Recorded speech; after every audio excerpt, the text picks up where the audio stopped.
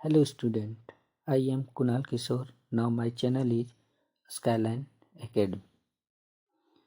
मैं इस चैनल में आप लोग को JAC model paper question and answer 2030 का करवा रहा हूँ, वो भी मैथमेटिक्स क्लास 10th के लिए। ओके स्टूडेंट, अब चलते हैं फर्स्ट क्वेश्चन की ओर। जो हमारे पास पहला क्वेश्चन है वो है 140 को अभाज्य गुणनखंडों के रूप में लिखा जा सकता है। तो इसमें कौन सा ऑप्शन सही होगा? तो 140 का अगर हम प्राइम फैक्टराइजेशन करते हैं तो प्राइम फैक्टराइजेशन 2 से 70 बार में जाएगा, फिर 2 से देते हैं तो ये 35 बार में जाएगा, फिर है सो ये 2 से नहीं जाएगा, 3 से नहीं जाएगा, 5 से जाएगा, 5 से देते हैं तो 7 बार में जाएगा। तो हम यहाँ पर 140 को लिख सकते हैं 2 इंटू 2 इंटू 5 इंटू 7। ये प्राइम फैक्टराइजेशन है, तो ये जो ऑप्शन में मिलता है वही ऑप्शन हमारा सही हो जाएगा। तो ये हमारे पास ऑप्शन नंबर बी में मिल रहा है, तो हमारे पास ऑप्शन बी सही हो जाएगा। फिर नेक्स्ट क्वेश्चन की ओर बढ़ते हैं। तो हमारे पास सेकंड क्वेश्चन है वो है कि किसी धनात्मक संख्या 6³ + 5 के रूप का यह संख्या निम्न में से क्या है? तो हम लोग यहाँ पर है सो 6³ + 5 ये संख्या दी हुई है। अगर हम q = 1 रखते हैं तो 6 इंटू 1 + 5 इक्वल टू हो जाएगा 11। अगर q = 2 रखते हैं तो हमारे पास आ जाएगा 6 इंटू 2 + 5 इक्वल टू 17। इसी प्रकार q = 3 रखते हैं, जैसे हम लोग 1 और 2 रखें तो ये विषम संख्या आती है, तो अगर 3 भी रखते हैं तो भी विषम संख्या आएगी। तो ये हमारा ऑप्शन नंबर बी हो जाएगा। फिर नेक्स्ट क्वेश्चन की ओर बढ़ते हैं। तो हमारे पास जो नेक्स्ट क्वेश्चन है वो है 5 + 2√3 किस प्रकार की संख्या है? हम लोग को पता है कि √3 जो है वो अपरिमेय संख्या होती है।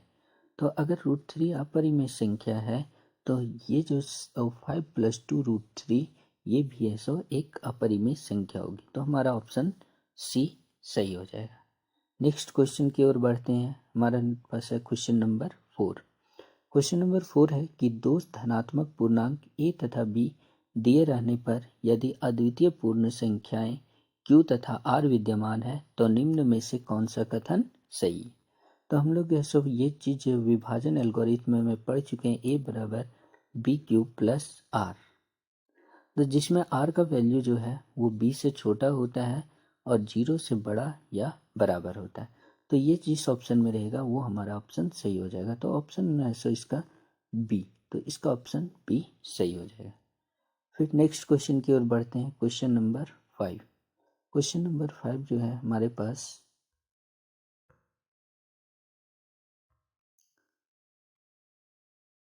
ये क्वेश्चन नंबर 5 कह रहा है यदि किसी बहुपद के शून्यकों का योग तथा गुणनफल 3 और -2 हो तो द्विघात बहुपद क्या होगा? अगर द्विघात बहुपद देखा जाए तो द्विघात बहुपद कोई भी संख्या दी हुई है तो द्विघात बहुपद को लिखने का तरीका होता है x² -α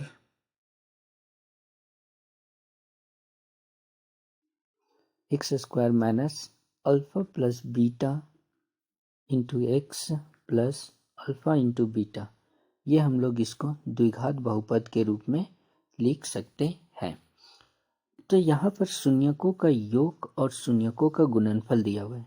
यहाँ अल्फा प्लस बीटा जो है वो शून्यकों का योग है, अल्फा इंटू बीटा शून्यकों का गुणनफल है।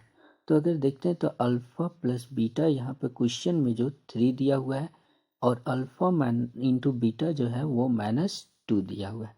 तो इस फॉर्मूले पर अगर हम बैठाते हैं तो हमारे पास आएगा x² minus alpha plus beta. Alpha plus beta बराबर है 3 है, तो इसके जगह पर 3 रख दिए, x plus alpha into beta. Alpha into beta रखते हैं तो अल्फा इंटू बीटा करते हैं तो -2 दिया हुआ है, तो यहाँ पर -2 कर दिए। इसको आगे फर्दर सॉल्व करते हैं तो x² minus 3x plus minus 2। तो हमारे पास ये सॉल्यूशन आया और ये सॉल्यूशन जिस ऑप्शन में है वो ऑप्शन हमारे पास सही है। तो ये हमारे पास जो है वो option number C, option number C देख सकते हैं कि यही है x² minus 3x plus minus 2। Next question की ओर बढ़ते हैं। हमारे पास 6 नंबर जो क्वेश्चन है वो है किसी ई बहुपद px के लिए ग्राफ आकृति में दिया गया है, बहुपद के शून्यकों की संख्या कितनी होगी। तो अगर कोई भी इस तरह का हमारे पास ग्राफ दिया हुआ है, ये ग्राफ इधर x एक्सिस, इधर है सो x डैश, इधर y, इधर y डैश नीचे की ओर। तो अब इसमें ग्राफ कुछ इस प्रकार से दिया हुआ है। तो ये देखते हैं कि अगर जितने भी पॉइंट x एक्सिस को कट करता है, तो यहाँ पर x एक्सिस को कट करने वाले पॉइंट 3 है, तो जो शून्यकों की संख्या होगी वो भी है सो 3 हो जाएगी। तो ऑप्शन नंबर डी जो है हमारे पास आंसर आ जाए। उसी प्रकार अगर कोई भी क्वेश्चन इस तरह से दिया हुआ ग्राफ है सो इस प्रकार दिया हुआ है, जो हमारे पास x अक्ष को एक पॉइंट पे, x अक्ष को 1 पॉइंट पे, 2 पॉइंट पे, 3 पॉइंट पे, 4 पॉइंट पे, 5 पॉइंट पे, तो इसके लिए शून्यकों की संख्या जो होगी वो 5 हो जाएगी। ओके स्टूडेंट, बढ़ते हैं नेक्स्ट क्वेश्चन की ओर। हमारे पास क्वेश्चन नंबर जो है 7 है। कह रहा है 7 में कि 4u² प्लस 8u का शून्यक होगा। तो हमारे पास ये है, तो इसको सॉल्यूशन करते हैं। 4u² प्लस 8, तो इसका अगर शून्यक निकालना है तो इसको इक्वल टू 0 कर लेते हैं। 8u, यहाँ पर 8u है, तो इन दोनों में से अगर देखा जाए तो 4u कॉमन आ रहा है। 4u को कॉमन ले लेंगे तो u² प्लस 2 बचे, सॉरी u² नहीं, यहाँ पर है सो u बचेगा, u प्लस 2 इक्वल टू 0। अब यहाँ पर ऐसा दो वैल्यू आ सकता है, 4u इक्वल टू 0 आएगा, या फिर है सो u प्लस 2 इक्वल टू 0 आएगा। तो अगर u इक्वल टू यहाँ पर देखते हैं तो 0 आता है, और एक u इक्वल टू इस प्लस 2 को अगर राइट साइड की ओर ले जाते हैं तो -2 आता है। तो हमारे पास शून्यक जो आया एक -2 और एक 0 आया। तो यहाँ पर है सो देखा जाए तो इसमें कौन कौन सा, ऑप्शन ए भी, ए में 0 है, ऑप्शन सी में -2 है। तो हमारे पास ए और सी दोनों ऑप्शन सही है, इसलिए हमारे पास ऑप्शन कौन सा टिक हो जाएगा, ऑप्शन डी। फिर नेक्स्ट क्वेश्चन की ओर चलते हैं। नेक्स्ट क्वेश्चन हमारे पास है 8 नंबर। 8 नंबर में ये कह रहा है कि रैखिक समीकरण युग्म a1x plus b1y plus c1 equal to 0 तथा a2x plus b2y plus c2 equal to 0 में यदि a1 बाय a2 बराबर b1 बाय b2 बराबर c1 बाय c2 हो तो निम्नलिखित में से कथन चुने। तो अगर कोई भी दो इक्वेशन दिया हुआ है, a1x plus b1y plus c equal to 0, a2x plus b2y plus c equal to 0, इस तरह से दिया हुआ है, और कह रहा है कि a1 by a2 equal to b1 by b2 equal to c1 by c2। तो ये जब ये कंडीशन दिया रहेगा तो हमारे पास जो है उस प्रकार के सॉल्यूशन जो है वो इसके अनेक हल होगा, अनेक हल होगा। ओके, तो इसका ऑप्शन जो है ऑप्शन नंबर बी हो जाएगा। अब नेक्स्ट क्वेश्चन की ओर बढ़ते हैं। हमारे पास जो नेक्स्ट क्वेश्चन है वो है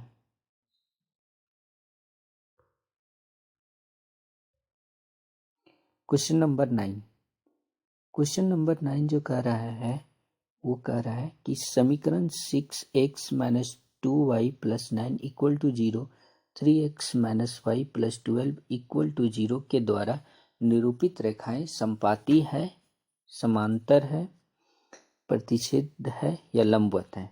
तो यहाँ पर दो इक्वेशन दिया हुआ है। एक दिया हुआ है 6x minus 2y plus 9 equal to 0। दूसरा इक्वेशन दिया हुआ है, वो दिया हुआ है 3x minus y plus 12 equal to 0। तो यहाँ पर देखते हैं इन दोनों इक्वेशन को, अगर a इक्वल टू 6 ले लिए, a1 equal to 6, b1 equal to -2 and c1 equal to 9, और यहाँ पर a2 equal to 3, b2 equal to -1 और c2 इक्वल टू 12 आ गया।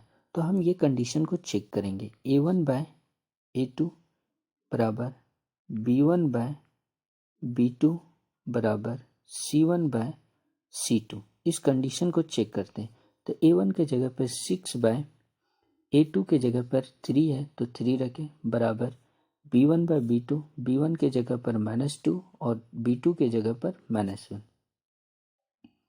c1 के जगह पर 9 एंड c2 के जगह पर 12।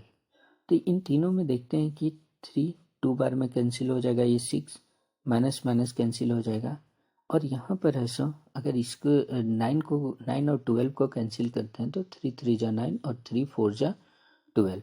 तो ये कंडीशन हमारे पास कुछ इस तरह से आएगा। तो हमारे पास जो कंडीशन आया वो हमारे पास यहाँ पर a1 by a2 equal to b1 by b2 is not equal to c1 by c2 condition है। तो जब ऐसी कंडीशन है तो इसमें है सो जो रेखाएं होगी वो रेखाएं समांतर रेखाएं होगी, क्योंकि ऐसे समीकरण का कोई हल नहीं निकलता, और कोई हल नहीं निकलेगा तो जो भी रेखाएं होगी वो समांतर रेखाएं होगी। अब बढ़ते हैं नेक्स्ट क्वेश्चन की ओर, क्वेश्चन नंबर 10। क्वेश्चन नंबर 10 हमारे पास जो है वो हमारे पास है कि समीकरण युग्म x plus y equal to 6 x minus y equal to 2 का हल है। तो पहला समीकरण है x plus y equal to 6 and second समीकरण है x minus y equal to 2।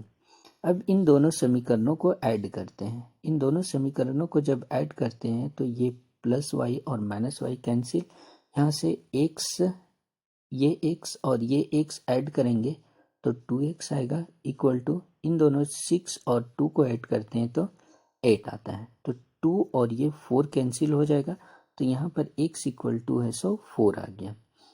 Okay, तो जब x इक्वल टू है सो 4 आ गया तो अब इस x का वैल्यू समीकरण, ये समीकरण या ये समीकरण में हम लोग 1 या 2 में किसी में रख सकते।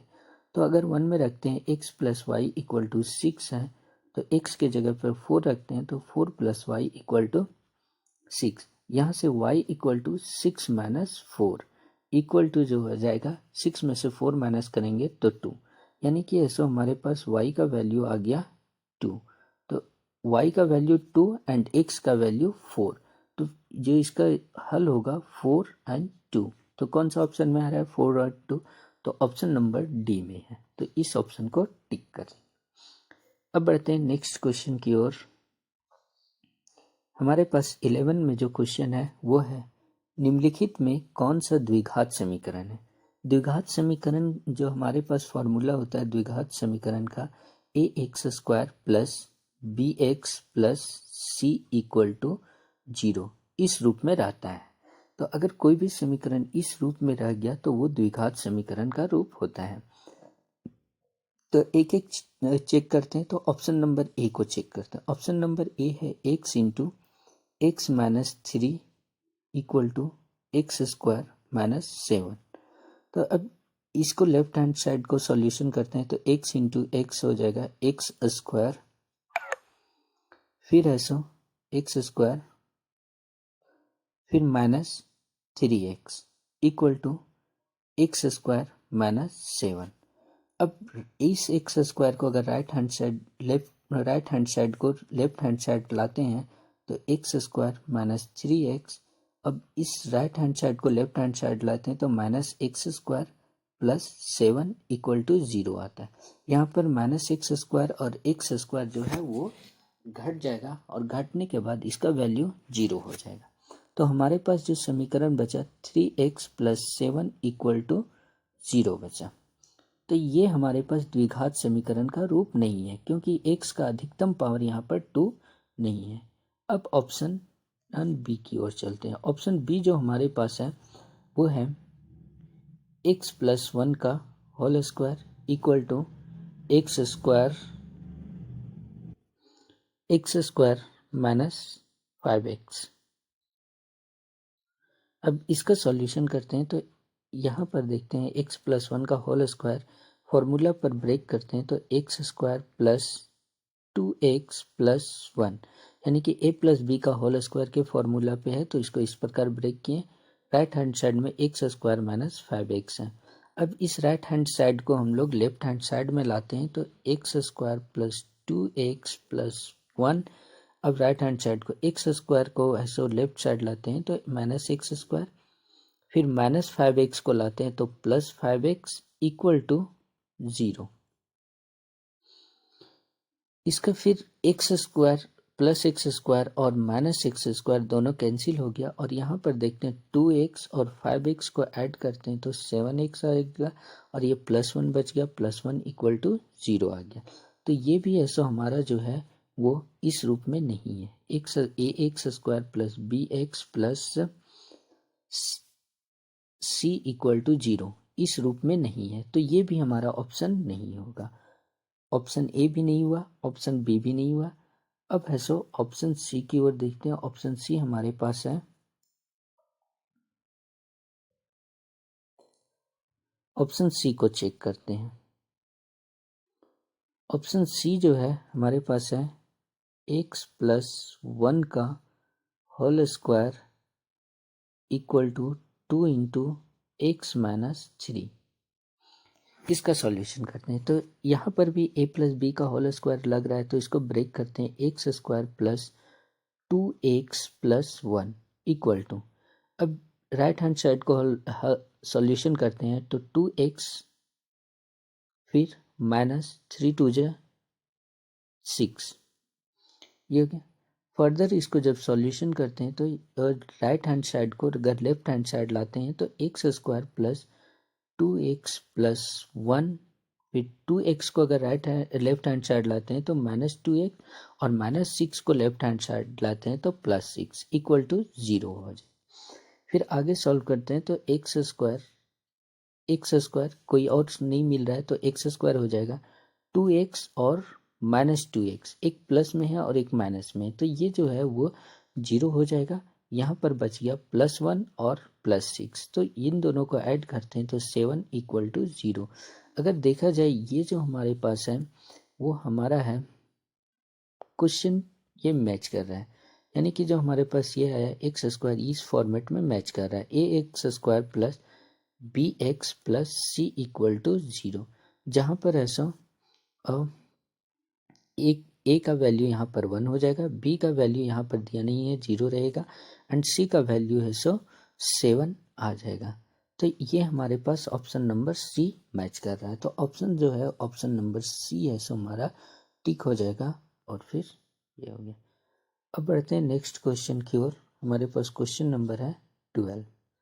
क्वेश्चन नंबर 12 ये कह रहा है कि द्विघात समीकरण x square plus x minus 1 equal to 0 के मूलों की प्रकृति बतानी। तो मूल की प्रकृति निकालने के लिए अगर ऐसा थोड़ा सा जानकारी दे दूं, मूलों की प्रकृति क्या होती है। A x square plus B x plus C equal to 0, ये हमारे पास द्विघात समीकरण है। द्विघात समीकरण में हम लोग डी निकालते हैं। डी का वैल्यू जो होता है बी स्क्वायर माइनस 4ac ये होता है। तो डी अगर डी का वैल्यू 0 से बड़ा रह गया तो जो मूल हैं वो वास्तविक होंगे, वास्तविक और साथ में असमान रहेगा। और अगर डी इक्वल टू 0 रहेगा तो मूल जो है वो वास्तविक होगा, वास्तविक और समान हो जाएगा। और डी लेस देन 0 रह गया, यानी कि 0 से छोटा रहेगा, तो इसका मूल अवास्तविक होगा।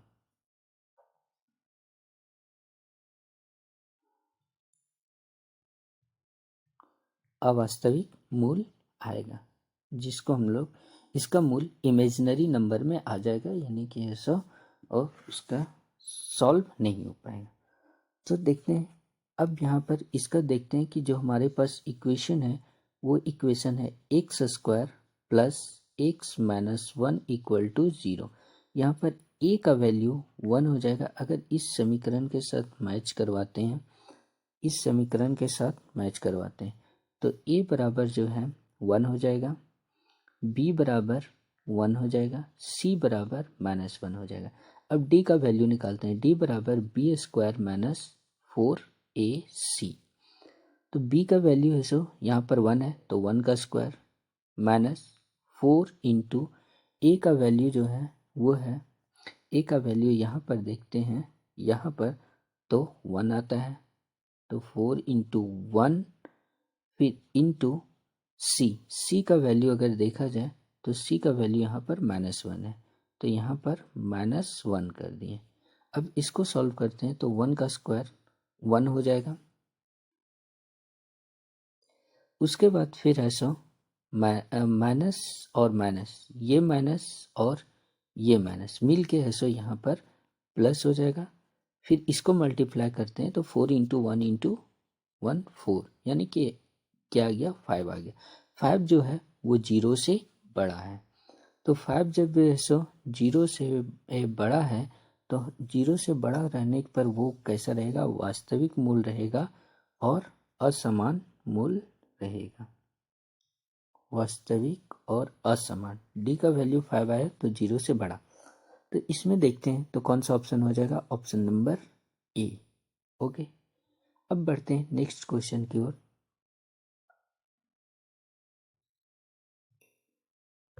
Question number 13। क्वेश्चन नंबर 13 जो है इसी तरह का प्रॉब्लम है। कह रहा है कि a x square plus B x plus c के दो भिन्न मूल होंगे। यहाँ पे भिन्न वास्तविक मूल के बारे में कहा गया है। अगर वास्तविक मूल कब देखे थे हम पिछले क्वेश्चन में कि d का वैल्यू है सो d बराबर जो होता है बी स्क्वायर माइनस 4ac होता है और इसका मूल दो भिन्न, कह रहा है कि दो भिन्न वास्तविक मूल होगा। तो जब दो भिन्न वास्तविक मूल है तो d का वैल्यू जो है वो 0 से बड़ा हो जाएगा। तो हम यहाँ पर देख सकते हैं कि बी स्क्वायर माइनस 4ac वो 0 से बड़ा होना चाहिए। तो ये जो भी ऑप्शन में आ जाता है वो है सो टिक हो जाएगा। तो देखते हैं इसका option number C. Option number C जो है बी स्क्वायर माइनस 4ac होता है तो इसका ऑप्शन सी हो जाएगा। अब बढ़ते हैं 14 नंबर क्वेश्चन में। 14 नंबर क्वेश्चन कह रहा है कि द्विघात समीकरण x square minus x plus 3 का विविक्तर क्या होगा। तो ये पिछले ही क्वेश्चन का है, हम लोग देख चुके हैं कि a x square plus B x plus C equal to 0 होता है तो हम लोग डी का वैल्यू निकालते हैं। डी बराबर होता है बी स्क्वायर माइनस 4ac होता है। तो अगर इस क्वेश्चन में दिया हुआ है x square minus x plus 3 equal to 0 तो यहाँ पर a का वैल्यू जो है वो 1 हो जाएगा, b का वैल्यू माइनस 1 हो जाएगा और c का वैल्यू 3 हो जाएगा। तो यहाँ पर देख सकते हैं इसका वैल्यू 1 है और यहाँ पर है सो b का वैल्यू माइनस 1 है और c का वैल्यू प्लस 3 है। इसको हम लोग यहाँ पर लिख दिए। अब ये जो वैल्यू है इस वैल्यू को हम लोग है सो इस समीकरण में रखते हैं। d बराबर और बी स्क्वायर, b का वैल्यू है सो माइनस 1 है तो माइनस 1 का स्क्वायर माइनस 4 इंटू ए का वैल्यू 1 एंड सी का वैल्यू 3 है। अब इसको सॉल्व करते हैं। माइनस 1 का स्क्वायर 1 माइनस फिर यहाँ पे 4 इंटू 1 इंटू 3, तो इसको सॉल्व करते हैं तो 4 3 जा 12, 4 3 जा 12 हो जाता है और इसको जब सॉल्यूशन करते हैं तो माइनस 11 आता है। तो ये जो माइनस 11 आया ऑप्शन नंबर डी आ गया। तो ऑप्शन डी आया तो यही ऑप्शन क्या हो जाएगा, हमारे पास आंसर हो जाएगा।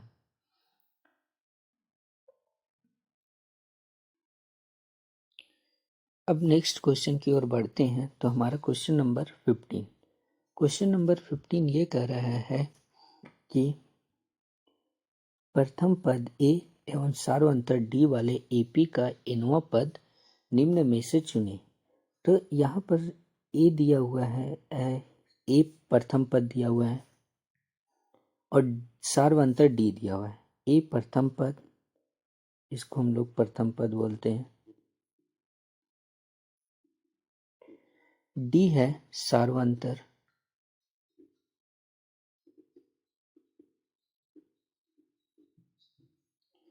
और एनओ पद निकालना है। एपी का एनओ पद निकालने के लिए हम लोग है सो इसका यूज करते हैं a n equal to a plus n minus 1 into d. तो इस एनओ पद कोई भी एपी का निकालना है तो इस फॉर्मूले का यूज करते हैं। तो ये फॉर्मूला किस में आ रहा है, तो ये फॉर्मूला हमारे पास ऑप्शन नंबर डी में आ रहा है। तो ऑप्शन नंबर डी जो है वो टिक हो जाएगा। अब बढ़ते हैं नेक्स्ट क्वेश्चन की ओर। नेक्स्ट क्वेश्चन कह रहा है एपी से ही है।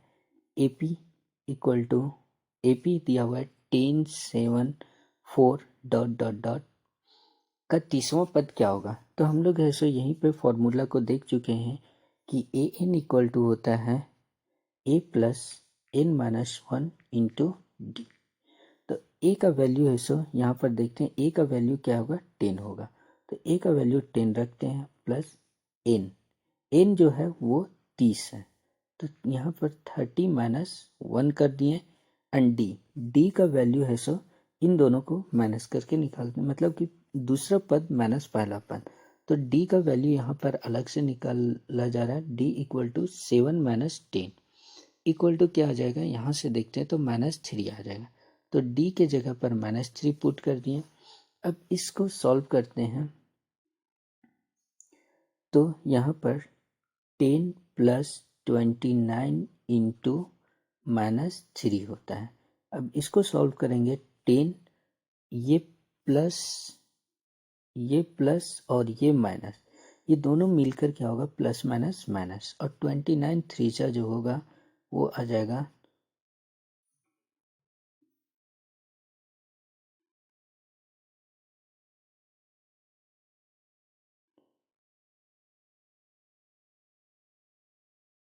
97,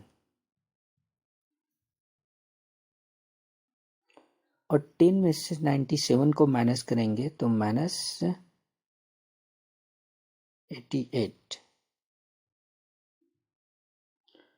सॉरी स्टूडेंट, 29 इंटू 3 को मल्टीप्लाई करेंगे तो हमारे पास आएगा 87 आ जाएगा। और 10 में से 87 को माइनस करेंगे तो हमारे पास जो वैल्यू आएगा वो -77 आ जाएगा। तो ऑप्शन नंबर इसका है सो सी सही हो जाएगा, ऑप्शन सी -77। अब नेक्स्ट क्वेश्चन की ओर बढ़ते हैं, क्वेश्चन नंबर 17। क्वेश्चन नंबर 17 जो कह रहा है वो AP 3 3 8 13 18 का कौन सा पद 78 है। यानी कि यहाँ पर जो है a बराबर दिया हुआ है 3, डी का वैल्यू निकालते हैं तो 8 माइनस 3 इक्वल टू 5 हो जाता है। एंड ए एन दिया हुआ है, कौन सा पद 78 है, तो कौन सा पद 78 है। तो एनवा पद है, सो अगर मान लेते हैं कि 78 है तो एन का वैल्यू निकालना है कि एन का वैल्यू क्या होगा। तो फॉर्मूला यही फॉर्मूला है कि a n equal to a plus n minus 1 into d. इसी फॉर्मूला पर पुट करते हैं। ए एन का वैल्यू हम लोग 78 रखे हैं बराबर ए का वैल्यू 3 प्लस एन का वैल्यू निकालना है तो एन को एज इट इज रहने दिए एंड डी का वैल्यू 5 रख दिए। अब यहाँ पर आगे सॉल्व करते हैं तो 78 प्लस 3 है तो लेफ्ट हैंड साइड लाते हैं तो -3 हो जाएगा, equal to right hand side में जो बचेगा n माइनस 1 इंटू 5 होगा।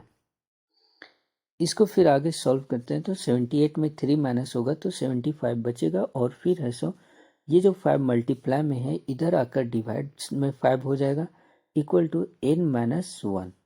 ये 5 और 75 कैंसिल होगा 15 टाइम्स में, यानी कि है सो यहाँ पर अगर देखा जाए तो 15 इक्वल टू n माइनस 1।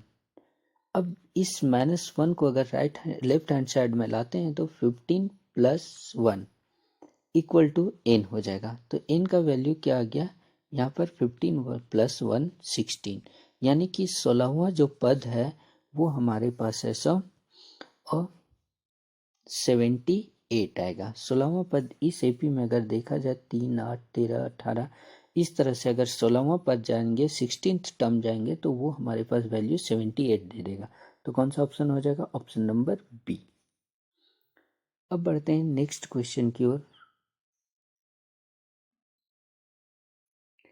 तो हमारे पास नेक्स्ट क्वेश्चन जो है वो है क्वेश्चन नंबर 18। तो 18 में ये कह रहा है कि समरूप त्रिभुज की संगत भुजाएं होती है। समरूप त्रिभुज की जो संगत भुजाएं होती है वो हमेशा समानुपाती होती है। कोई भी अगर दो त्रिभुज दिया हुआ है इस तरह से, तो अगर इस तरह से इस भुजा की लंबाई ए बी सी और इस भुजा की लंबाई डी ई एफ है, तो इन भुजाओं का जो अनुपात होता है a by d equal to b by e equal to c by f, इस तरह का जब होता है तो ये समानुपाती होती है। तो कोई भी समरूप या सिमिलर त्रिभुज है तो उसकी भुजाएं समानुपाती होती है, यानी कि ऐसा सिमिलर होती है। अब नेक्स्ट क्वेश्चन में जाते हैं। तो क्वेश्चन नंबर 19। क्वेश्चन नंबर 19 कह रहा है दो समरूप त्रिभुजों की भुजाएं 4:9 के अनुपात में है। इन त्रिभुजों के क्षेत्रफलों का अनुपात है। तो एक इस प्रकार से थ्योरम था कि अगर दो त्रिभुज है सो सिमिलर रहता है, यानी कि समरूप रहता है, तो उनके क्षेत्रफल जो होते हैं, जैसे ये त्रिभुज 1 त्रिभुज है, ये त्रिभुज 2 है, पहला त्रिभुज एंड इसको सेकंड त्रिभुज।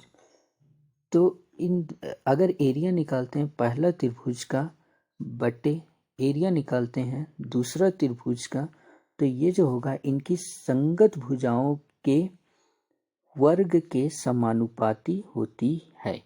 तो अगर इसका वर्ग यानी कि 4 का स्क्वायर करेंगे तो 16 आएगा और 9 का स्क्वायर करेंगे तो 81 आएगा। यानी कि अगर रेशियो देखा जाए तो 16:81 होता है। तो ये जो 16:81 जिस ऑप्शन में है वो ऑप्शन सही हो जाएगा। तो ऑप्शन नंबर डी में देखने को मिला। अब आते हैं नेक्स्ट क्वेश्चन की ओर, क्वेश्चन नंबर 20। क्वेश्चन नंबर जो 20 है वो हमारे पास है त्रिभुज ए बी सी में ए बी बराबर 6√3, ए सी बराबर 12 centimetre and B C equal to 6 centimetre हो तो कोण बी निकालें। तो अगर हम मान लेते हैं कि कोई भी त्रिभुज एक इस तरह से समकोण त्रिभुज ले लिए, समकोण त्रिभुज जब ले लेंगे तो इसमें सो ए बी और सी मान लिए। तो ए बी का वैल्यू दिया हुआ है 6√3, ए सी का वैल्यू दिया हुआ है 12 और बी सी का जो वैल्यू दिया हुआ है वो दिया हुआ है 6 सेंटीमीटर। अगर इस एंगल बी का वैल्यू पूछ रहा है कि एंगल बी क्या होगा, तो हम यहाँ पर है सो पाइथागोरस थ्योरम लगाते हैं। पाइथागोरस थ्योरम जो होता है वो hypotenuse square equal to perpendicular square plus base square होता है, यानी कि A C square equal to A B square plus B C square. अब सारे वैल्यू पुट करते हैं। ए सी का वैल्यू है सो ए सी का वैल्यू जो है 12 है, तो 12 का square equal to A B का वैल्यू है 6√3, तो 6√3 का स्क्वायर प्लस बी सी का वैल्यू है 6 सेंटीमीटर, 6 का स्क्वायर, तो 12 का स्क्वायर करेंगे तो 144 आएगा। और लेफ्ट राइट हैंड साइड में देखते हैं तो 6√3 का स्क्वायर करेंगे तो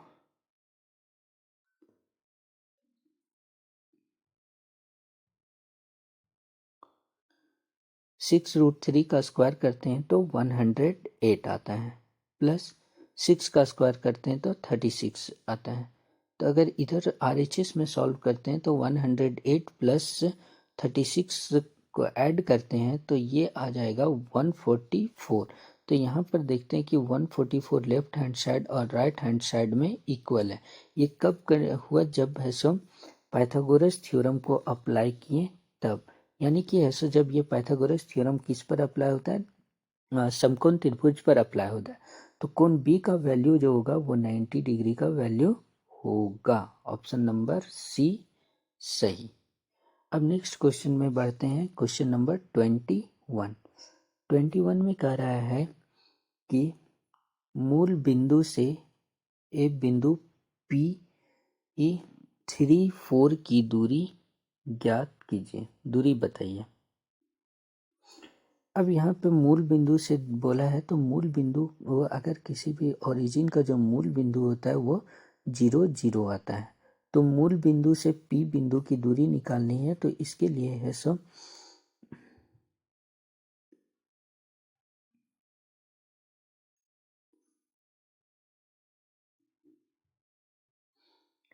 मूल बिंदु से दूरी निकालने के लिए root under x square plus y square का फॉर्मूला पुट करते हैं।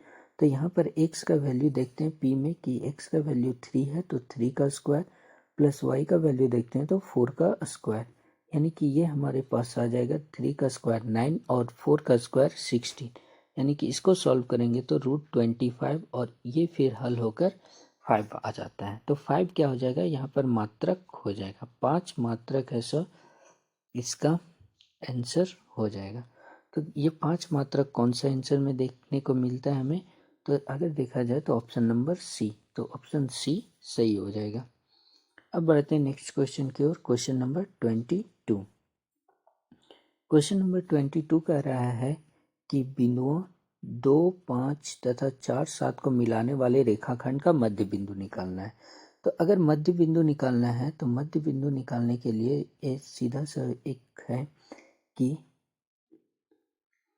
x1 plus x2 divide by 2 और y का निर्देशांक निकालने के लिए y1 plus y2 divide by 2 इसका यूज करते हैं। तो x1 का वैल्यू है सो यहाँ से निकलेगा x1 y1 का वैल्यू 2 और 5 से, और x2 और y2 का वैल्यू 4 और 7 से आएगा।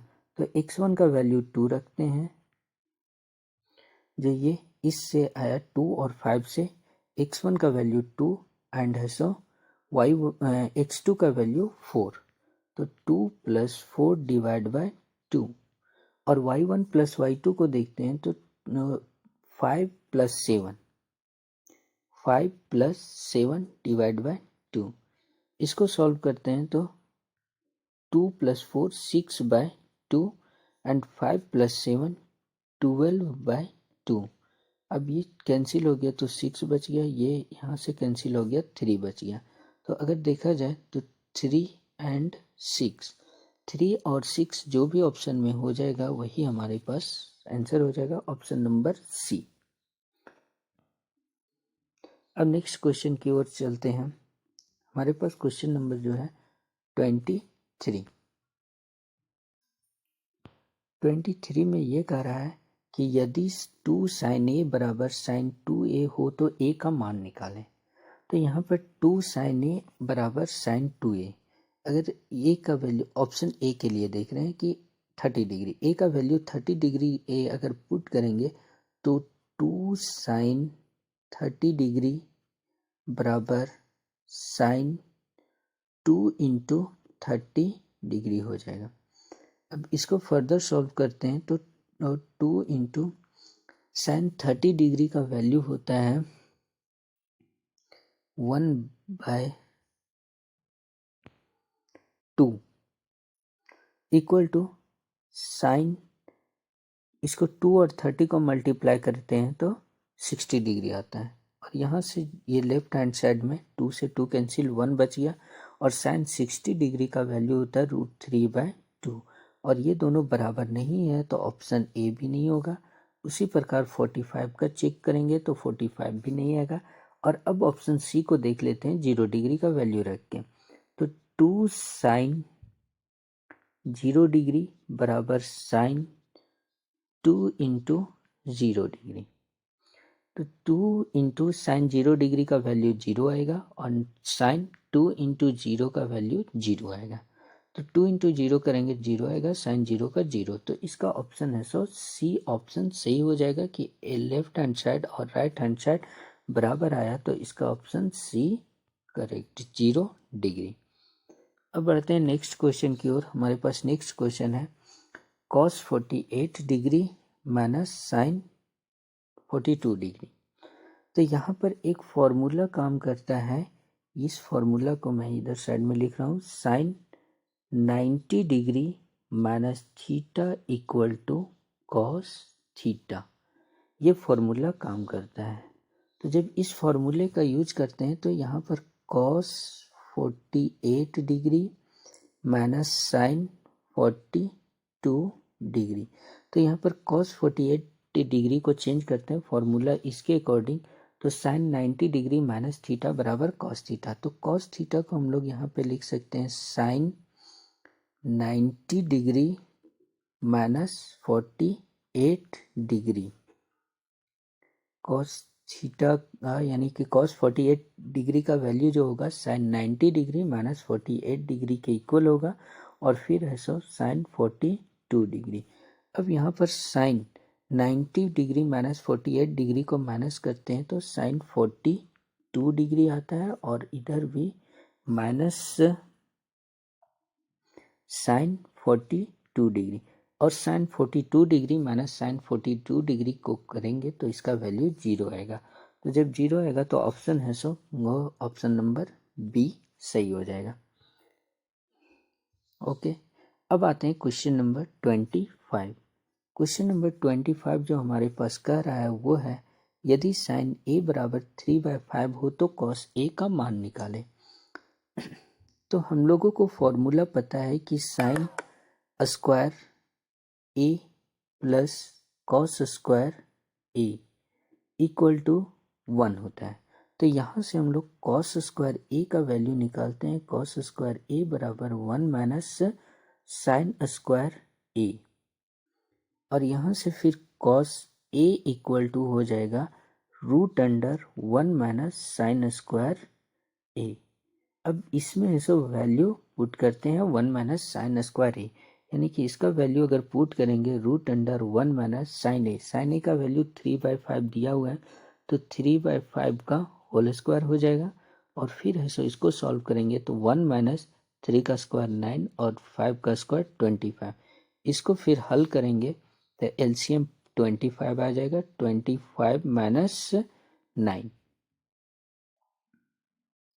और फिर 25 में 9 माइनस करेंगे 16/25, और 16 का रूट निकालेंगे 4/5। तो कॉस ए का जो मान आ गया वो 4/5 आ गया। तो 4/5 जो ऑप्शन में है ऑप्शन बी वो टिक हो जाएगा। अब बढ़ते हैं नेक्स्ट क्वेश्चन की ओर। Question number 26। क्वेश्चन नंबर 26 ये कह रहा है कि धरती पर एक मीनार ऊर्ध्वाधर खड़ी है। धरती के एक बिंदु जो मीनार के पाद बिंदु से 15 मीटर दूर है। मीनार के शिखर का उन्नयन कोण 60 डिग्री है, तो मीनार की ऊंचाई है। तो धरती पर एक मीनार खड़ी है। अगर धरती है तो धरती पर ये एक मीनार है, इसको हम लोग मीनार लेके चल रहे हैं। मीनार ऊर्ध्वाधर खड़ी है। धरती के एक बिंदु, धरती पर एक बिंदु कोई ये बिंदु है। यहाँ पर धरती पर इस बिंदु को मैं अलग कलर से दिखा दे रहा हूँ। धरती पर कोई बिंदु है, और इस बिंदु से क्या किया गया है, इसका उन्नयन कोण, इसका उन्नयन कोण 60 डिग्री है। तो इस उन्नयन कोण का वैल्यू होता है 60 डिग्री। ठीक है, तो मीनार की ऊंचाई ज्ञात कीजिए। मीनार की ऊंचाई, तो यहाँ पर देखते हैं कि जो बिंदु है, बिंदु से मीनार का जो पाद बिंदु है उसकी दूरी 15 मीटर है। तो यहाँ पर मीनार की ऊंचाई निकालनी है। तो जब देखते हैं तो यहाँ पर है सो एंगल सी का वैल्यू यानी कि थीटा का वैल्यू दिया हुआ है 60 डिग्री।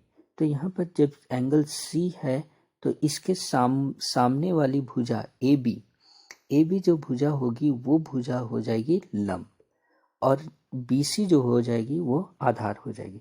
तो लंब और आधार में जो रिलेशन होता है tan थीटा इक्वल टू लंब बटे आधार AB/BC हो जाएगा।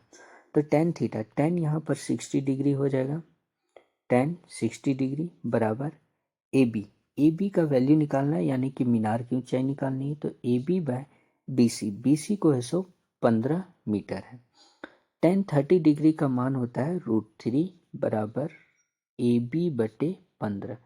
अब यहाँ से AB का वैल्यू निकालेंगे तो AB बराबर हो जाएगा, ये इधर जाकर क्रॉस मल्टीप्लाई हो जाएगा, तो 15√3 मीटर इसका आंसर हो जाएगा। AB का वैल्यू यानी कि मीनार की ऊंचाई। तो मीनार की ऊंचाई कितने से हो जाएगी 15√3 ऑप्शन बी। अब बढ़ते हैं नेक्स्ट क्वेश्चन की ओर। Question number 27। क्वेश्चन नंबर 27, त्रिभुज पी क्यू आर में जिसका कोण क्यू समकोण है, पी क्यू बराबर 3 सेंटीमीटर और पी आर बराबर 6 सेंटीमीटर हो तो एंगल क्यू पी आर का मान निकालें। तो यहाँ पर एक त्रिभुज दिया हुआ है, कैसे समकोण त्रिभुज दिया हुआ है। तो समकोण त्रिभुज बना लेते हैं। समकोण त्रिभुज कुछ इस प्रकार से है। इसका नाम ले लेते हैं पी क्यू आर, जिसमें क्यू समकोण कहा गया। तो क्यू को हम लोग समकोण मान लेते हैं। इसके अलावा पी ऊपर और इधर ऐसा आर को मान लेते हैं, इधर आर हो गया। ओके, तो यहाँ पर पी क्यू बराबर दिया हुआ है 3 सेंटीमीटर, पी आर बराबर दिया हुआ है 6 centimetre. Angle Q P R का मान निकालना है। एंगल क्यू पी आर मतलब कि इस एंगल का वैल्यू निकालना है। यहाँ पर देख सकते हैं अलग कलर दिया हुआ है, इसको हम लोग थीटा मान लेते हैं। तो जब ये पी क्यू और पी आर दिया हुआ है और एंगल पी का वैल्यू निकालना है, तो पी का वैल्यू निकालेंगे तो इसके संलग्न भुजा जो होगी वो आधार हो जाती है, और ये जो है वो पी आर कर्ण है। तो आधार और कर्ण में रिलेशन जो आता है वो कॉस थीटा का आता है। कॉस थीटा का वैल्यू, कॉस थीटा बराबर आधार बट्टा लंब कर्ण, तो cos थीटा बराबर P Q by P R. तो यहाँ पर cos थीटा, पी क्यू का जो वैल्यू दिया हुआ है वो 3 दिया हुआ है और पी आर का वैल्यू दिया हुआ है 6। तो इसको करेंगे 1 और 2। 1/2 जो आता है वो cos 60 डिग्री का वैल्यू 1/2, यानी कि थीटा का जो वैल्यू होगा वो 60 डिग्री हो जाएगा। तो ऑप्शन नंबर यहाँ पर सी सही हो जाएगा। अब बढ़ते हैं नेक्स्ट क्वेश्चन की ओर।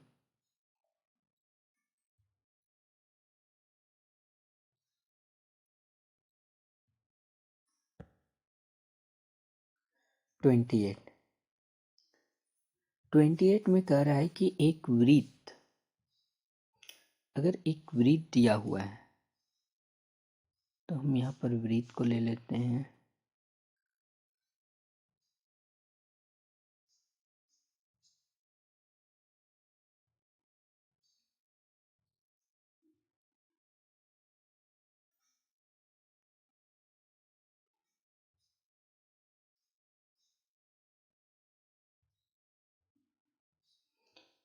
वृत्त को ले लेते हैं यहाँ पर हम। एक ये वृत्त है। इस वृत्त पर अगर स्पर्श रेखा खींची जाए तो कितनी स्पर्श रेखाएं खींच सकते हैं। तो इसका हर एक पॉइंट पे देखते हैं। अगर इस वृत्त का हर एक पॉइंट को देखा जाए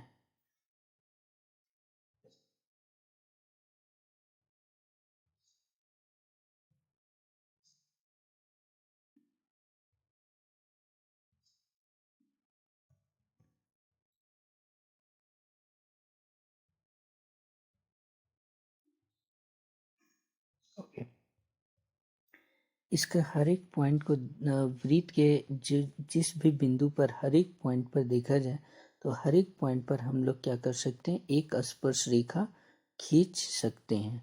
तो इस वृत्त पर क्या होगा कि हम लोग इनफाइनाइट नंबर ऑफ स्पर्श रेखा यानी टेंजेंट को खींच सकते हैं।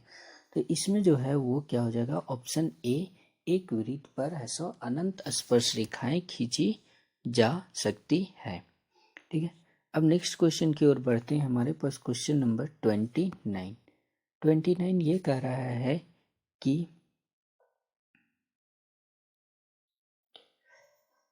5 सेंटीमीटर त्रिज्या वाले एक वृत्त के बिंदु P पर स्पर्श रेखा PQ तथा केंद्र O से जाने वाली एक रेखा में बिंदु Q पर इस प्रकार मिलती है कि OQ बराबर 12 सेंटीमीटर, PQ की लंबाई ज्ञात कीजिए। अगर कोई एक वृत्त है,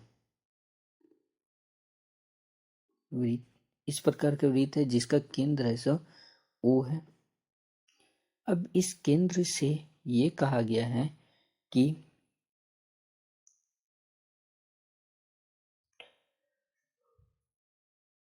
5 सेंटीमीटर त्रिज्या, जिसकी त्रिज्या अगर इस वृत्त की त्रिज्या देखते हैं तो ये 5 सेंटीमीटर है।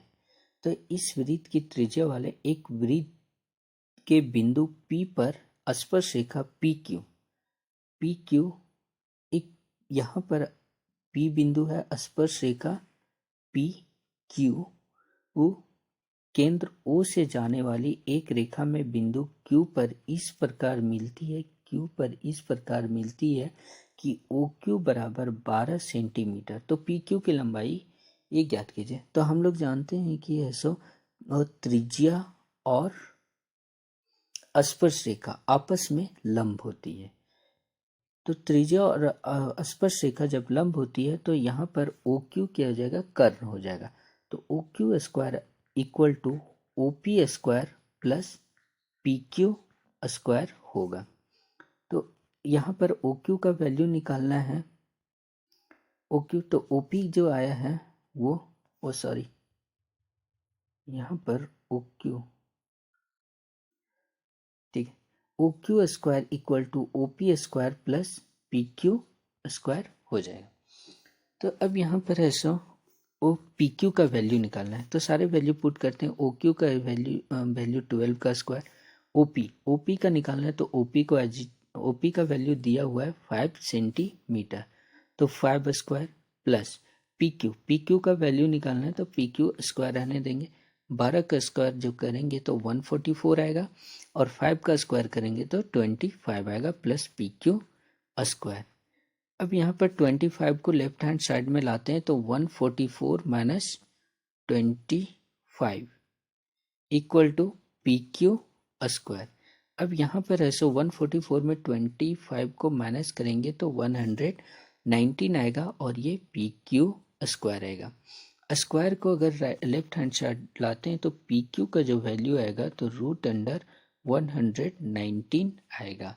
तो 119 सेंटीमीटर है। ऑप्शन जो भी हो जाएगा 119 सेंटीमीटर, वही ऑप्शन टिक हो जाएगा। तो हम लोग यहाँ पर देख सकते हैं ऑप्शन डी जो है 190 है, ये टिक हो गया। अब नेक्स्ट क्वेश्चन की ओर चलते हैं। तो हमारे पास जो नेक्स्ट क्वेश्चन है वो है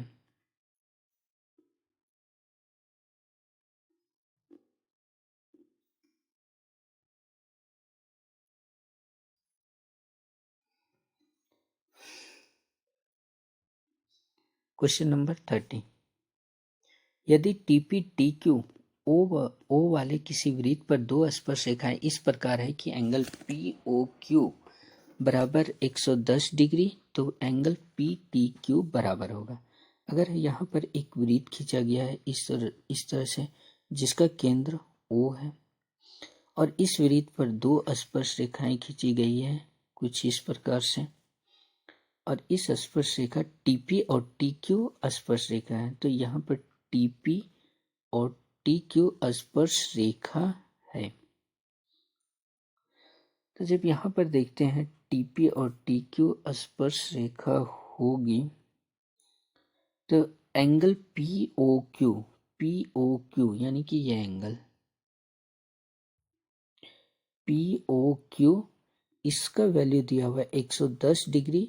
तो निकालना है PTQ, एंगल PTQ यानी कि इसका वैल्यू निकालना है। तो एंगल PTQ क्या हो जाएगा, PTQ बराबर जो हो जाएगा 180 डिग्री माइनस 110 डिग्री। तो 180 डिग्री में 110 डिग्री को माइनस करेंगे तो 70 डिग्री इसका आंसर हो जाएगा। तो इसका ऑप्शन बी टिक हो जाएगा। क्योंकि अगर देखा जाए तो angle POQ plus angle PTQ, इन दोनों एंगल को जोड़ते हैं तो आमने सामने वाला ये एंगल दोनों को ऐड करने के बाद 180 आता है। तो 180 में अगर 110 को माइनस करेंगे तो हमारे पास 70 आंसर आ जाएगा। अब बढ़ते हैं नेक्स्ट क्वेश्चन की ओर, क्वेश्चन नंबर 31। क्वेश्चन 30 में कह रहा है कि 60 डिग्री केंद्रीय कोण और एक 14 सेंटीमीटर त्रिज्या वाले त्रिज्यखंड का क्षेत्रफल है। तो अगर देखा जाए त्रिज्यखंड का क्षेत्रफल जो होता है वो होता है, फॉर्मूला है θ/360 degree into pi r square. θ/360 degree, theta का वैल्यू यहाँ पर दिया हुआ है 60 degree divide by 360 degree into pi का वैल्यू 22/7 इंटू आर का वैल्यू यहाँ पर 14 सेंटीमीटर दिया हुआ है, 14 सेंटीमीटर त्रिज्या, तो 14 इंटू 14 करते हैं। तो ये 60 और 360 कैंसिल होगा 60 बार में, 7 से ये 2 बार में कैंसिल होगा, 2 से अगर देखते हैं तो ये 30 बार में कैंसिल होगा, सॉरी यहाँ पर ये 60 और 366 बार में कैंसिल होगा। 7 को देखते हैं तो ये 2 बार में कैंसिल होगा, 2 को यहाँ पर 3 बार में कैंसिल होगा, यानी कि इसको अगर मल्टीप्लाई करते हैं 22 इंटू 14 डिवाइड बाय 3 तो हमारे पास आ जाएगा 308 डिवाइड बाय 3 सेंटीमीटर और स्क्वायर। ओके, तो यहाँ पर जो भी ऑप्शन ये है 308 डिवाइड बाय 3, तो option number D, option number D हमारे पास सही हो जाएगा। अब बढ़ते हैं नेक्स्ट क्वेश्चन की ओर। हमारे पास जो नेक्स्ट क्वेश्चन है वो है 32 नंबर क्वेश्चन। 32 ये कह रहा है कि त्रिज्या r वाले वृत्त के उस त्रिज्यखंड का क्षेत्रफल जिसका कोण p डिग्री है लिखिए। अब त्रिज्यखंड का क्षेत्रफल ये होता है त्रिज्यखंड का क्षेत्रफल, त्रिज्यखंड का क्षेत्रफल जो होगा theta by 360 degree pi are square. तो अगर थीटा का वैल्यू यहाँ पर क्वेश्चन में दिया हुआ है पी डिग्री, तो थीटा की जगह पर पी डिग्री रख दिए, pi are square divide by 360 degree. ये हमारे पास जो भी क्वेश्चन में मैच कर रहा है उसके साथ हो जाएगा। तो हमारे पास देखते हैं तो इसका जो है यहाँ पर ऑप्शन डी, ऑप्शन डी में देख सकते हैं कि pi are square P divide by 360 degree है, तो ऑप्शन डी करेक्ट हो जाएगा। ओके गाइस, अब बढ़ते हैं नेक्स्ट क्वेश्चन की ओर। Question number 33। क्वेश्चन 33 कह रहा है कि दो वृत्तों की त्रिज्याएं क्रमशः 19 सेंटीमीटर और 9 सेंटीमीटर है। उस वृत्त की त्रिज्या क्या होगी जिसकी परिधि इन दोनों वृत्तों की परिधियों के योग के बराबर है। ठीक है, तो यानी कि ऐसे यहाँ पर दो वृत्त दिया हुआ है, दो वृत्त को हम लोग यहाँ पर ले लेते हैं। जैसे यहाँ पर वृत्त कुछ इस प्रकार दिया हुआ है, एक वृत्त दिया हुआ है ये, दूसरा वृत्त दिया हुआ है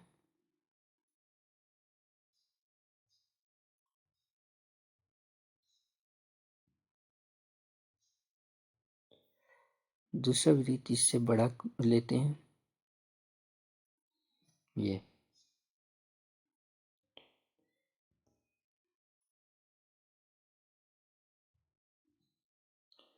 तो यहाँ पर दो वृत्त की त्रिज्या, पहली वृत्त की त्रिज्या दी हुई है,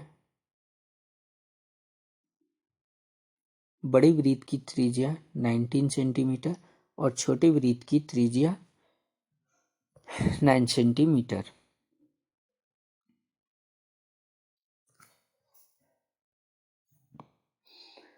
तो अब यहाँ पर देखना है कि ऐसे इन दोनों वृत्तों को कितनी परिधियों को मिलाकर एक बड़ा वृत्त बनाया गया है और इस बड़े वृत्त की त्रिज्या निकालनी है। तो इसके अगर परिधि की बात किया जाए तो बड़े वृत्त की जो त्रिज्या होगी, ये अगर बड़े वृत्त की त्रिज्या देखते हैं तो 9 + 19 डायरेक्ट कर देंगे तो इससे हमारा आंसर आ जाएगा। तो ये हमारे पास 28 सेंटीमीटर है, तो 28 सेंटीमीटर इसका आंसर हो जाएगा।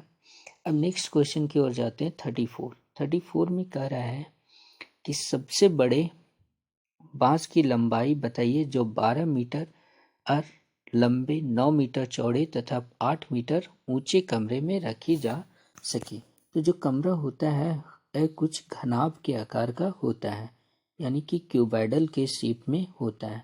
तो क्यूबाइडल में अगर देखा जाए तो सबसे लंबी जो भुजा होगी वो डायगोनल होगी, डायगोनल यानी कि विकर्ण। तो डायगोनल इसमें कहाँ सबसे लंबी भुजा होगी, तो इस पॉइंट से लेकर मैं इसको अलग कलर से कर देता हूँ, तो इस पॉइंट तक सबसे बड़ी डायगोनल होगी। तो अगर डायगोनल निकालना है घनाभ का, सबसे विकर्ण निकालना है घनाभ का, तो विकर्ण का फॉर्मूला होता है root under L square plus B square plus H square. L जो होगा घनाभ की लंबाई होगी, बी होगा घनाभ की चौड़ाई, और है सो और जो एच होगा घनाभ की ऊंचाई। तो एल दिया हुआ है 12 का स्क्वायर हो जाएगा, बी दिया हुआ है 9 का स्क्वायर हो जाएगा, और एच जो है 8 का स्क्वायर हो जाएगा।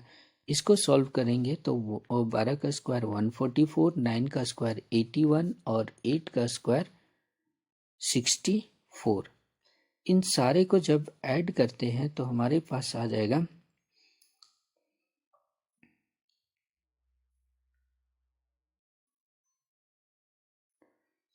289, और 289 आ जाएगा तो ये हमारे पास कितना आ जाएगा 17 का 289 का रूट अगर निकालते हैं तो 17 मीटर आ जाएगा आंसर।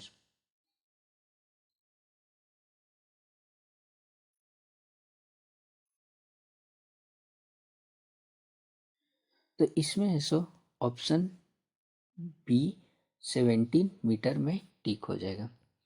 अब बढ़ते हैं नेक्स्ट क्वेश्चन की ओर। 35 नंबर क्वेश्चन जो है 35 में ये कह रहा है कि एक शंकु की ऊंचाई 12 सेंटीमीटर है तथा इसके आधार का व्यास 10 सेंटीमीटर है। तो शंकु की तिर्यक ऊंचाई एल बराबर जो होता है वो होता है root under H square plus R square. तो एच जो होगा वो शंकु की ऊंचाई होती है, आर जो है वो और त्रिज्या होती है। तो यहाँ पर व्यास दिया हुआ है तो आर बराबर 5 सेंटीमीटर हो जाएगा। अब इस पर सॉल्व करते हैं तो एच का वैल्यू है 12 का स्क्वायर प्लस आर का वैल्यू है 5 का स्क्वायर। तो इसको सॉल्व करते हैं तो 12 का स्क्वायर 144 प्लस 5 का स्क्वायर आर 25। अब इसको करेंगे तो रूट 169 आएगा, और 169 का रूट है सम और निकालते हैं तो 13 सेंटीमीटर। तो इसमें 13 सेंटीमीटर जो भी ऑप्शन होगा वो टिक हो जाएगा, ऑप्शन ए। अब बढ़ते हैं नेक्स्ट क्वेश्चन की ओर। नेक्स्ट क्वेश्चन है कि मॉडल बनाने वाली मिट्टी से ऊंचाई 24 सेंटीमीटर और आधार की त्रिज्या 6 सेंटीमीटर वाला एक शंकु बनाया गया है। एक बच्चे ने इस गोले के आकार में बदल दिया है, तो गोले की त्रिज्या ज्ञात कीजिए। तो गोले की त्रिज्या ज्ञात करनी है तो यहाँ पर क्या दिया हुआ है, एक पहले शंकु है, शंकु ये है। अब इस शंकु को जो बना दिया गया है एक गोला के रूप में बना दिया गया है, और जब गोला के रूप में बना दिया गया तो इस गोले की त्रिज्या ज्ञात करनी है। तो जो शंकु का आयतन होगा वो शंकु का आयतन ये गोले के आयतन के बराबर होगा। गोले का आयतन, शंकु का आयतन जो होता है 1/3 पाई आर स्क्वायर एच, और गोले का आयतन जो होता है 4/3 पाई आर क्यूब। तो इन दोनों को सॉल्व करते हैं तो यहाँ पर ऐसा जो शंकु के आयतन की त्रिज्या आर है वो स्मॉल आर लेते हैं त्रिज्या, और गोले के त्रिज्या को कैपिटल आर लेते हैं। तो ये 3 से 3 कैंसिल, पाई से पाई कैंसिल। अब यहाँ पर शंकु की त्रिज्या को रखते हैं। शंकु की त्रिज्या जो है वो 6 सेंटीमीटर है, तो 6 इंटू 6 इंटू एच का वैल्यू 24 है, तो बराबर यहाँ पर 4 है। तो 4 ये राइट हैंड साइड में 4 है तो लेफ्ट हैंड साइड में 4 को इधर ले आते हैं और फिर है सो यहाँ पर आर क्यूब हो जाएगा। तो 4 से ये कैंसिल हो जाएगा 24, तो यहाँ से आर क्यूब जो है वो आ गया 6 इंटू 6। अब यहाँ से सिर्फ आर का वैल्यू निकालेंगे तो जो आर का वैल्यू आएगा वो सिर्फ सिंगल 6 आएगा। तो जो भी ऑप्शन में है 6 वो ऑप्शन हमारा सही हो जाएगा, यानी कि ऑप्शन सी ई टिक हो जाएगा। अब नेक्स्ट क्वेश्चन की ओर बढ़ते हैं। क्वेश्चन नंबर 37 में बोल रहा है कि निम्नलिखित में से कौन सा संबंध सही है। तो हम फॉर्मूला जो होता है एक होता है 3 गुना माध्यक बराबर बहुलक प्लस 2 गुना माध्य। ये फॉर्मूला सही होता है option number B. Option B हो जाएगा। अब बढ़ते हैं नेक्स्ट क्वेश्चन की ओर, जो हमारे पास क्वेश्चन है क्वेश्चन नंबर 38।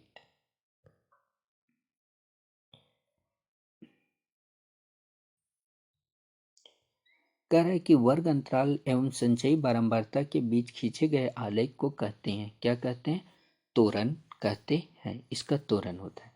त्वरण दो प्रकार से होते हैं, थोड़ी सी जानकारी आप लोग को दे दूं। त्वरण जैसे क्या होता है कि अगर ग्राफ जो है इस तरह से ग्राफ है, घटते हुए ग्राफ है, तो ये जो त्वरण होगा से अधिक प्रकार का त्वरण, अधिक प्रकार का त्वरण। और अगर इस तरह के ग्राफ दिया हुआ है, यानी कि ग्राफ में बढ़ते हुए है, तो ये जो होगा त्वरण वो से कम प्रकार का त्वरण होता है। ओके गाइस, अब नेक्स्ट क्वेश्चन में चलते हैं। नेक्स्ट क्वेश्चन जो है 39 में है। कह रहा है कि निम्नलिखित में से कौन सी संख्या किसी घटना की प्रायिकता नहीं हो सकती। ये चीज हम लोग को पता है कि जो प्रायिकता का जो वैल्यू होता है वो या तो है सो 1 के बराबर होता है या उससे छोटा होता है, और 0 से बड़ा या बराबर होता है। तो इसके बीच जो भी संख्या आएगी वो क्या होगी कि प्रायिकता होगी। अब इनके अलावा जो भी संख्या है वो प्रायिकता नहीं होगी। तो ऑप्शन ए देखते हैं 2/3। 2/3 को अगर हल करेंगे तो 0.666 आते जाएगा, जो है सो 1 से छोटा है और 0 से बड़ा है। तो ये प्रायिकता हो जाएगी ये। उसके बाद ऑप्शन बी में आते हैं, तो ऑप्शन बी माइनस में है। तो अगर देखा जाए तो ऑप्शन बी को, तो प्रायिकता का जो वैल्यू है वो 0 से छोटी नहीं होनी चाहिए। तो माइनस में दिया हुआ है, तो माइनस में ये 0 से छोटी नहीं है। 0 से छोटी दिया हुआ है, -1.5 दिया हुआ है, जो 0 से छोटी है। तो इसका क्वेश्चन में कह रहा है प्रायिकता नहीं हो सकती। तो प्रायिकता किसकी नहीं होगी? तो ऑप्शन बी। अब नेक्स्ट क्वेश्चन की ओर बढ़ते हैं। इस सेशन का लास्ट क्वेश्चन है। 40 नंबर क्वेश्चन है कि यदि पीई प्रायिकता, पीई क्या है? प्रायिकता है, इक्वल टू 0.05 है, तो ई नहीं की प्रायिकता होगी। तो पीई नहीं की प्रायिकता जो होती है, इसके लिए फॉर्मूला है कि पीई नहीं बराबर 1 माइनस पीई। तो जब इसका वैल्यू पुट करते हैं 1 माइनस पीई 0.05, तो 0.05 होती है, तो 1 माइनस 0.05 को करेंगे तो 0.95 ये आ जाएगा। तो 0.95 जिस भी ऑप्शन में है वो हमारा ऑप्शन सही हो जाएगा, option number C. Okay guys, ये हमारा इस सेशन का लास्ट क्वेश्चन था। और इसी प्रकार के मैं प्रीवियस ईयर क्वेश्चन को आप लोग को सॉल्व कराते रहूँगा, और आप लोग देखते रहिए skyline academy. Please like, share and subscribe. Thank you.